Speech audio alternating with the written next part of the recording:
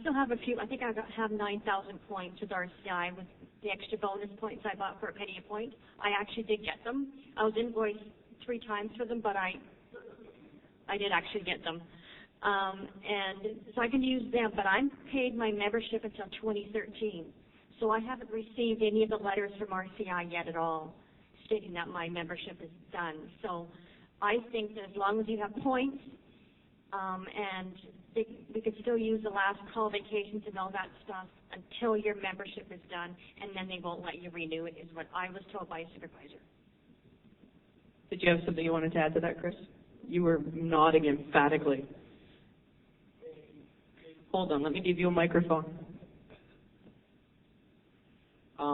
I found, too, that if you hung on long enough with them, you could get through to supervisors, or just say you needed to speak to a supervisor, they'll eventually get you through.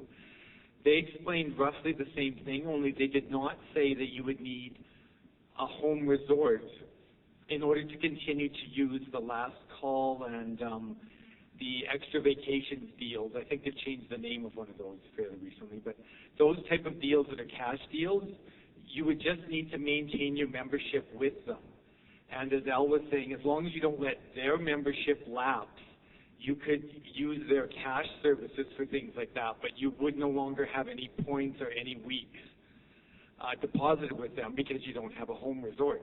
If you let your membership lapse at any point with them, they explained to us that you'd no longer be able to get back in with them without having a home resort.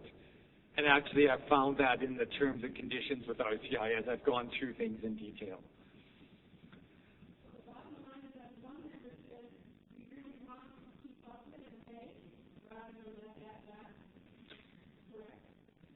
I'm not going to answer that question. Hold on. What was that, Chris? Right. It's personal preference at that point, right?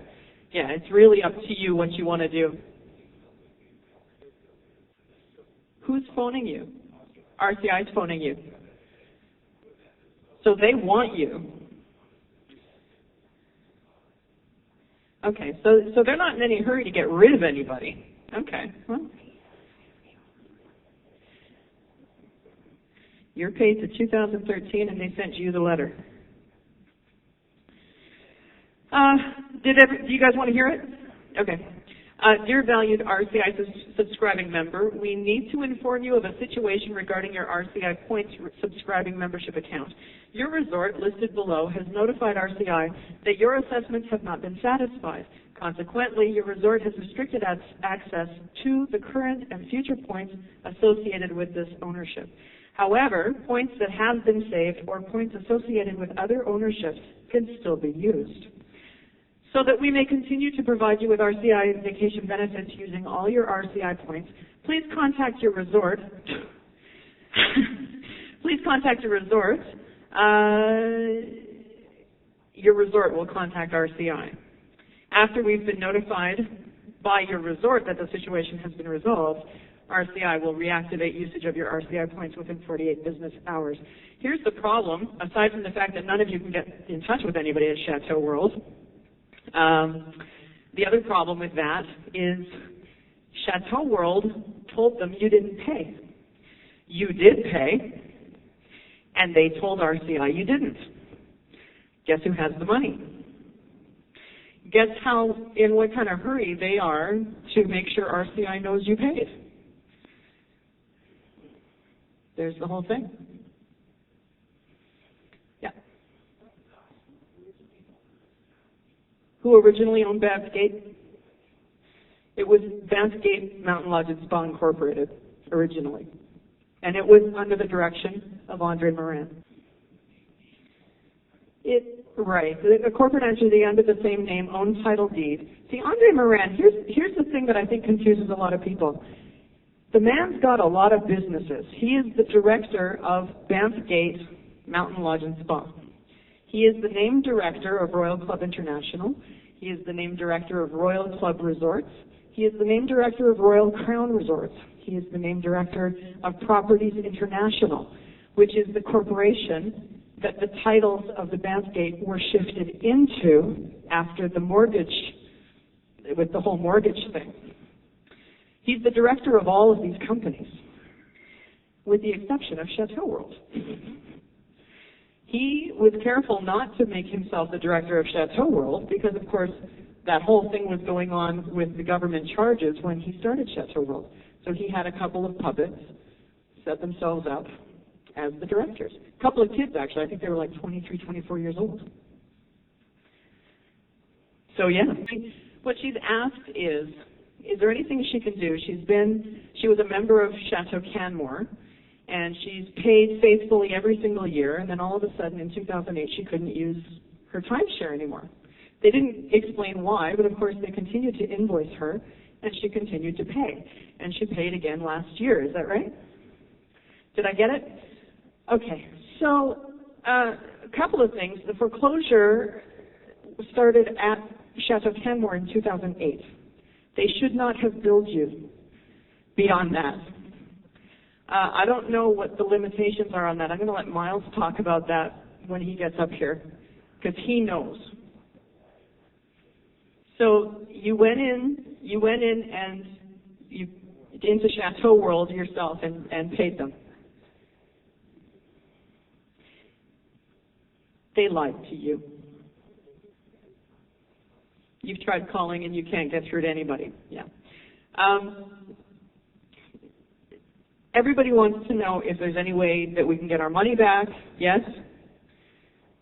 And should we file a class action lawsuit? Yes? I was looking at a class action lawsuit, and I abandoned the idea, and I'll tell you why. Now, before I get into this, any one of you can file a class action lawsuit. You don't need me to do it. You can file on behalf of the victims. Anybody can. I chose not to because I know that there are reams and reams of judgments against Andre Muran and all of these companies. And I know that people don't get paid. So I have no doubt that a class action lawsuit would be successful. I am convinced you guys would win.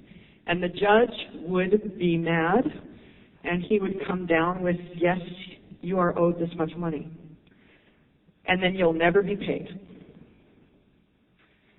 So you can file the class action. I'm not saying don't do it, but understand it's not going to get you your money back. I really don't think it will. There are so many judgments ahead of you.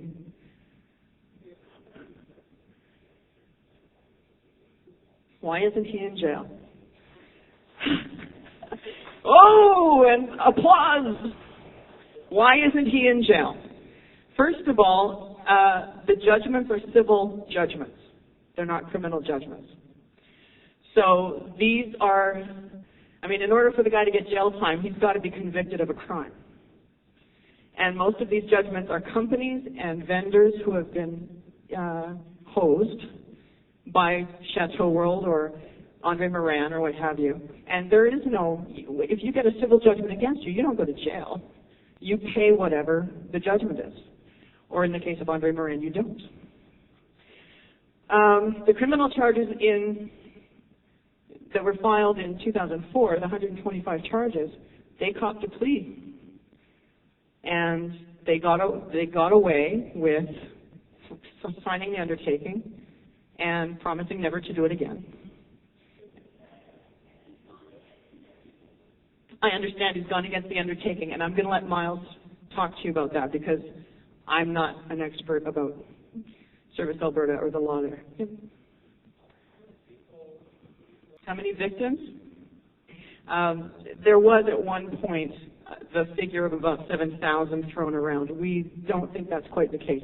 We think it's probably around 4,700 to 5,000 victims.